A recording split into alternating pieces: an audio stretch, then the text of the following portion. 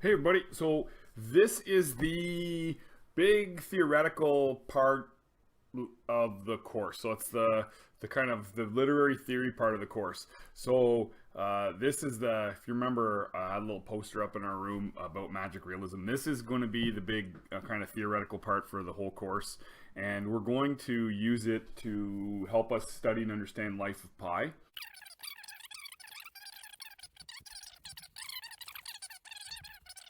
We're going to do a little bit about magic realism here now. So I've got a little PowerPoint for us to go through about magic realism, and the first of a few talks about it. But this one, it probably give you kind of an idea of the basics of it. Okay, so it's pretty important, and yeah, you can watch this a couple times if you or email me if you have any questions. All right, so here we go. A person who's a professional editor for books, Michelle Witt, or Michelle Witte, I don't know. I don't know how you'd say her name, but so Magic Realism. If you want to see her website, I shortened the website to bit.ly /ng Magic Realism. So Magic Realism, what is it? So it's a genre, or some people would say not even a genre, but a mode, a way of making a text. Movies, you see movies, other books, novels, and short stories. Yeah, can all be magic realism. I'm not sure about video games. I'd have to really think about it for video games. Anyways, it's a mode that's very specific, but also intentionally ambiguous, so it gets confusing. As the Mexican literary critic Luis Leal said, if you can explain it, then it's not magic realism. And there's the movie Amelie. Essentially, magic realism is real world setting plus fantastical elements equals magic realism. So the history of it. It started as a form of painting in Germany. In literature, it was adopted by Latin authors throughout the 20th century as Lo Real Marvalizo, the marvelous real. I'm sorry about my trying to speak Spanish words. I'm trying my best. Notable writers include Jorge Luis Borges, Gabriel Garcia Marquez, and Isabel Allende, among numerous others. So, part of this magic realism thing, this is kind of an important bit, is that you have some writers out there who don't really want, they might want to write a genre book, okay?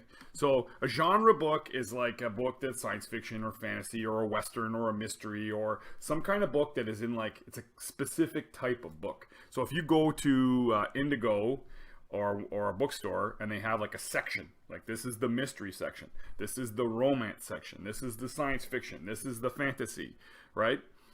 They have sections, and those are genres.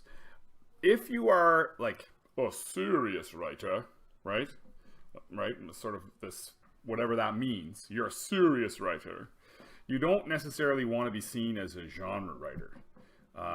So even though that's kind of ridiculous, because some of the best writers are genre writers, and you're going to say, well, what about Tolkien? What about Ursula Le Guin? What about whomever, right? A lot of times it's just a sort of snobbery, okay? It's like snobbishness. You don't want to be a fantasy writer. You want to be seen as sort of a literary kind of. So literary meaning kind of it's art, right? I'm an artist, right? So this literary fiction, right? Literary fiction is supposed to be sort of the ones that win all the big awards. Oh, literary fiction, right? So some authors do not want to be known as genre writers. They aspire to be great novelists of the highest artistic merit. Genre writing is often thought of as not producing great art. It is kind of snobbery and elitist. But there's a thing called the canon of great books. And typically, magic realist texts aspire to be included in those canon of great books.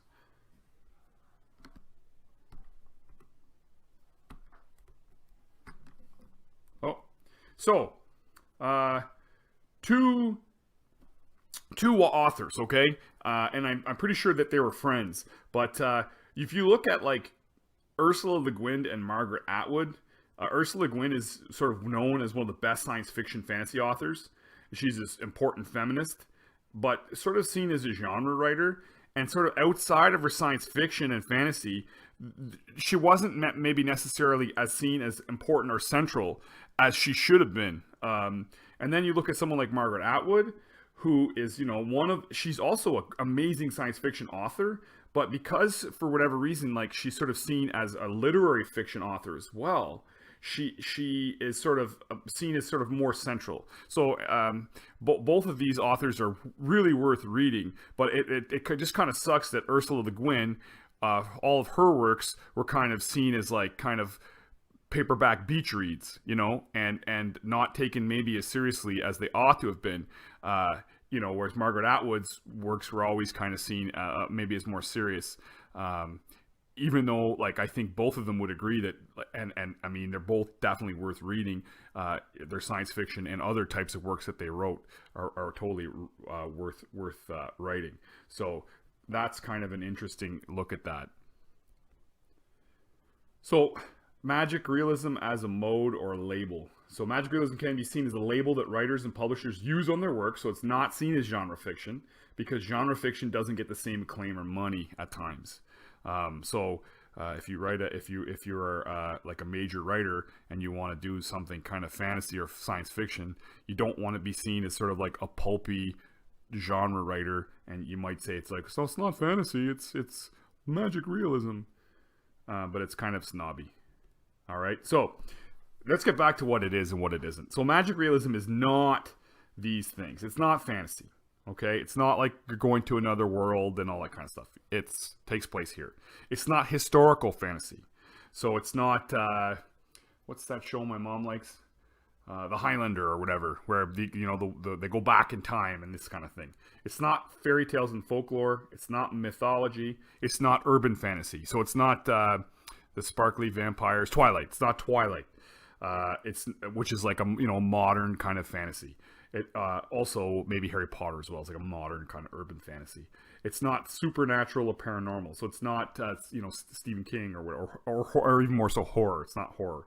It's not science fiction. So science fiction kind of says it's in the future, and it can be, science fiction could be like something that could happen, or a plausibly happen in the future. It's not steampunk, so it's not something that takes place in the past, imagining fabulous things that could happen with mechanics and gears and all these kinds of things. And it's not necessarily surrealism, but it's probably closest to surrealism of all those things. So, we'll review here. So, is it magic realism? Is it magic realism if the main characters practice waving wands and saying Latin-sounding words? Expelliarmus! No. Is it magic realism if they fight evil witches flying on broomsticks or trying to eat their souls? No. Is it magic realism if they use magic found in the natural world or Wiccan tradition? Maybe. Is it magic realism if does something extraordinary things without realizing it or knowing why? Yes. And if you've seen the background, you may have seen this film Birdman. And Birdman is definitely, I would say, definitely fits with the magic realism about a washed-up actor who can fly, and no one really explains why. And he doesn't really even know why. So that could be a magic realism, an idea of that. Okay, so let's keep going here. So the basic elements of magic realism. It's ordinary with a touch of the extraordinary. So, if you're interested in writing magic realism, you do not go out and find it by inventing it or creating wild, amazing, ghosty things. Making things up is entirely too easy, and its cardboard building material is always finally in evidence. So that's Alberto Rios. So it's magical. Magical in magic realism, as with its companion word in the translation, marvelous, implies an appreciation of the real, rather than a distortion or a replacement of it. In magic realism, the realism plays a bigger role. The primary plot will be about real things in the real world, but there's an undercurrent of magic. It's so real, in fact, that the author may imply that the characters themselves may not be reliable narrators, so as not to be too decisive about the existence of magic. In magical realism, the magic often sneaks up on you, and you wonder whether or not you're supposed to believe it's really happening. So if you're reading Pi, or if you read Pi, that's what we're looking at. Like, can we really believe, did this really happen? All right, so hold on, realism, magical. Okay, there we go. So the setting, right? So small setting in most magic realism texts, small settings. So a small town diner in the film Pushing Daisies, a remote logging town in the TV show Twin Peaks, a ranch in Mexico like Water for Chocolate, Paris, Amelie, and Midnight in Paris, the rural South in Big Fish and Beloved, my favorite book, war-ravaged Spain, Pan's Labyrinth, the film Pan's Labyrinth, on a raft in the middle of the ocean. Well, we just read it, or we're reading it, Life of Pi. So small settings. Okay, character, anyone, but not kings, presidents, actors, things like that. So regular folks, a baker, the girl who chased the moon, school children, Bridge to Terabithia, an overweight nerd, the brief, wondrous life of Oscar Wilde, an IRS agent, Stranger Than Fiction, an innkeeper, the Peach Keeper, juvenile delinquents, Holes, escaped convicts, Oh Brother Where Art Thou, a traveling salesman, Big Fish, an airplane pilot, The Little Prince, a spinster aunt, like Water for Chocolate. So there's fantastical elements now. So we know it's a small town, kind of small person, but something fantastic happens. One example of fantastical elements in character is Alice Hoffman's Nightbird, in which, spoiler, a curse placed generations ago causes all male children in the family to have wings. So fabulous and fantastical events are included in a narrative that otherwise maintains the reliable tone of objective, realistic report. Okay, so the video links to a clip from, and I'll put it on the website, a clip from the film Birdman. It's a scene where the actor Riggin is about to jump off of a building. It looks like he's about to end his life, but then something else happens, and we see the fantastic part of the film, the magical part of the film. And whether or not we can believe it's actual magic is another question that will come up. We'll get to that in this slideshow. So check out that little clip. Birdman's a really excellent example of magical realism. So plot. Another thing about magical realism is plot. Typically, they're not these grandiose plots. They depict everyday events in which everyday things happen.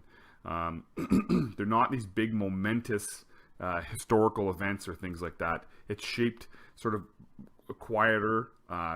If there's a special event, it's more quiet, and it comes along regularly in the lives of your average person, like a town fair or a community play. So the plots don't necessarily have to be these grand events with the sort of great moments in history. And not necessarily quests or the hero's journey. So time doesn't always act as the regular way in these books. There can be great shifts in the narrative's time sequence that reflect a reality that's almost outside of time, and it accounts for ghosts and premonitions and the feeling that time is a great repetition rather than a progression. So yeah, and there's a picture of Beloved, the film, one of my favorite books made into a film where Oprah was the star, played the main character Setha. Not my favorite movie, but certainly my favorite book. It's really a hard book to film because of it's just such a well-written book with lots of kind of implied things going on, and it's very mysterious, and it's hard to do that and capture that in film. So tone. I'll read the quote here. Tone so often is everything. These are extraordinary stories told in a normal manner. No exclamation points. The technique might be compared to understatement when the matter is large, but is just as often overstatement when the matter is small. The outcome is then regular, even as nothing regular is being told. So, yeah, you see this in Pi too. He'll go on and on about a sloth, and not really tell as much about, maybe the sinking of the boat. Describing the sloth, or describing the visit at the zoo with two Mr. Kumars, versus more stuff about his actual being cast away and living in a lifeboat with a tiger. So yeah, so there's an air of mystery as well in these, and you notice that in Pi, certainly in Beloved and other. You're trying to get to the bottom of what happened, what's going on. So there's definitely an air of mystery, a desire to know what is real and what isn't. There's a quirky kind of vibe that infuses the environment. You could think of it that way. So atmosphere, and there's a picture from the film "Oh Brother, Where Art Thou?" The three sirens. The major difference between fairy tales and magical realism is that fairy tales are too overt with their magic and doesn't feel quite real enough for us to suspend our disbelief to the point where we think something like that actually might happen. So yeah, so it's more straightforward in magic realism. It's more, it's not meant to be like in a land far away or once upon a time the way fairy tales are. It's meant to be something that's more close to the way our real lives are. And then literary style. Magic realism is generally written in a literary style. We talked about literary fiction. Artful language and well-crafted sentences are employed. With Pi, you'll notice his sentence, Jan Martel's sentences, he's a master of short sentences. The boat sank, period. Versus something like Conrad, where Conrad can have these really long sentences that sort of wind back upon themselves by the end, and you're wondering, what was the meaning of that sentence again? Jan Martel is a master of short sentences, but they're very artful short sentences. And short chapters sometimes too. Authorial reticence. So this is a big word for the authors being cagey or silent or not telling us exactly what's going on. So the narrator does not provide explanations about the credibility of events described in the text. We don't know if what Pi's telling us, if it's all real. We don't. He doesn't say. And at the end, when you get to the end, he doubles back and gives like a whole nother explanation for what could have happened. So yeah, we don't know about the credibility of events. The narrator is indifferent, right? The narrator doesn't care whether we believe it or not. The story proceeds with logical precision as if nothing extraordinary took place. What story do you want to believe in? The one with animals? So authorial reticence is when an author withholds information from the reader to make circumstances intentionally vague so as to heighten the sense of fantastic within the story. It happens in Birdman. It happens in Beloved. It happens in Life of Pi. In Birdman, we're not really sure at the end. This whole time, is he really a superhero, or is that just something that's in his mind? We don't know. And if you watch the film closely, we can't really be sure which one it is. It's the same with Pi, and it's the same in many respects as as Beloved. All right, so that also feeds into subtlety. So subtlety is about sort of, it's about making this very, very quiet. So magical realism is a much quieter thing on the page than one might suspect, and a much louder in the heart than one can predict. That's kind of a nice way of putting it. Perhaps one of the most important elements of magical realism is subtlety. No grand explanations are needed for why the world works the way it does. It just is. Let readers find the magic on their own. Don't slap readers in the face. Don't slap readers in the face with symbolism and meaning. Instead, layer it in gently with the rest of the story. So more subtle. All right, so this is the last slide.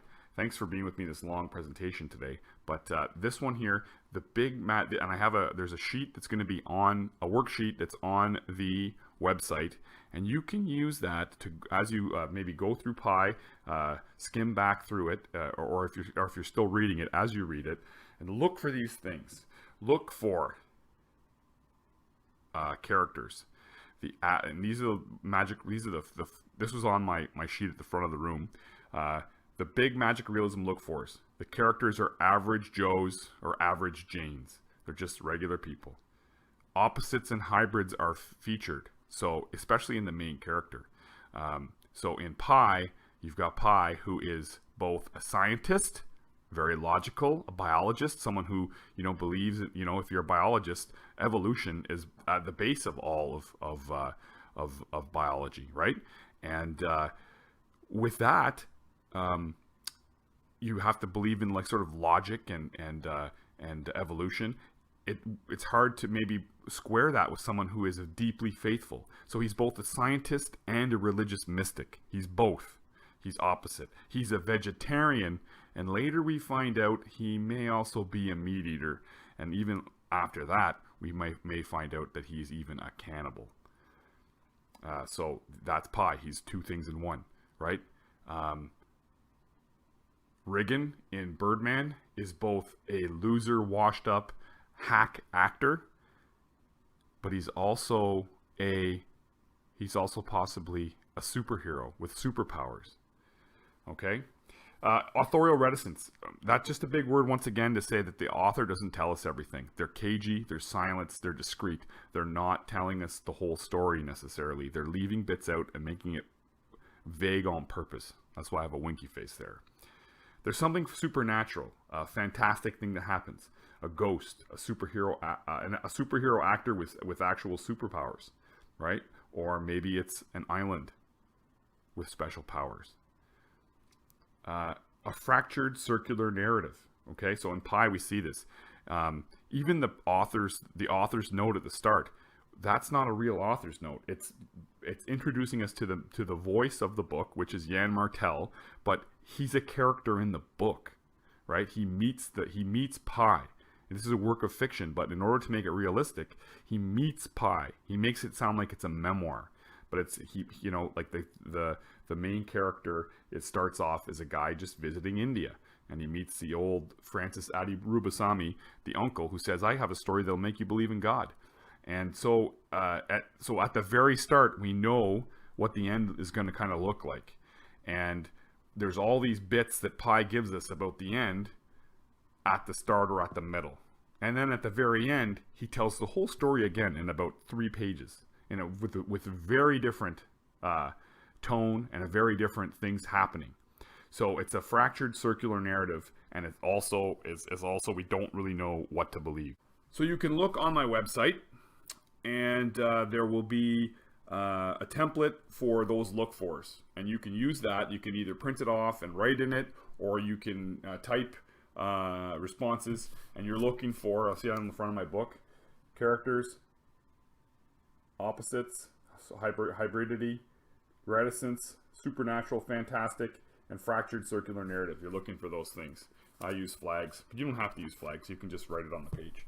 All right, there's one thing. The other thing is I'm going to introduce and I'll bring this up just in one quick sec here, the assignment, one of the assignments, basically the main assignment for Pi is going to be a chapter analysis, and I'll bring that up right now.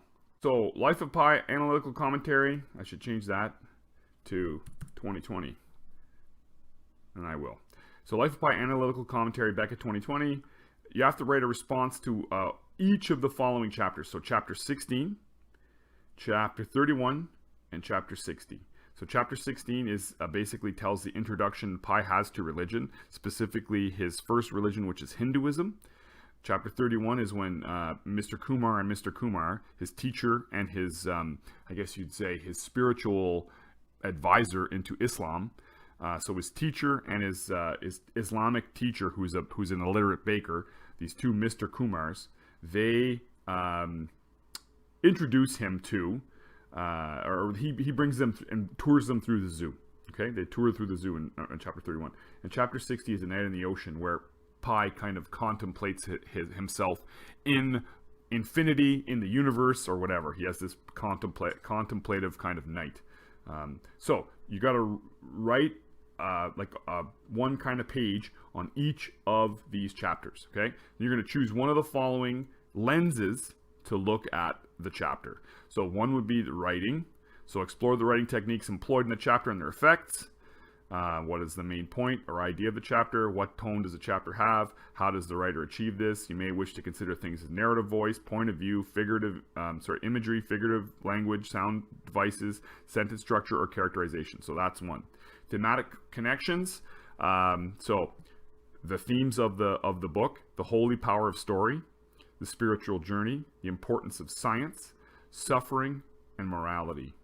Okay, so which of those theme things would you want to talk about? Magic realism, how does the chapter use the traits of magic realism? How does it seize the paradox of opposites, challenge binary oppositions like life and death, the pre-colonial past and post-industrial present, depict an amalgamation of realism and fantasy? Also look for authorial reticence, hybridity, and irony. So that's kind of a tough one, but you can look for magical realism. The hero's journey. How does the chapter exist as a depiction of the hero's journey? So you guys know that. And Joseph Campbell's monomyth. Or how does it subvert the idea of the hero's journey? All right, so use specific quotations, all right, so we talked about that on the MLA thing. Use specific quotations from the text to support your ideas. Quotes and paraphrasing. Use parenthetical references. And there's the marking scheme. And here's an example from your favorite student, Matilda Murphy. So if you look through this one, well, should I read it right now? I might make this a long video. So this is an example. This is not one of the chapters you guys have to write on, but Matilda's given you an example, and that'll be, you can read through that. Use this as your template for what I'm looking for. So this one is about writing, I think.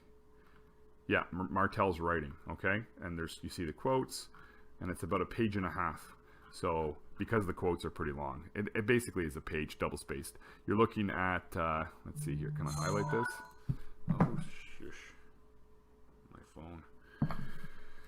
Okay, so it's, let's see here. If I highlight this, will tell me the words, number of words. I guess I got to put it out of this. So yeah, it's about, anyways, it's about a page and a half with your quotes in. All right, so this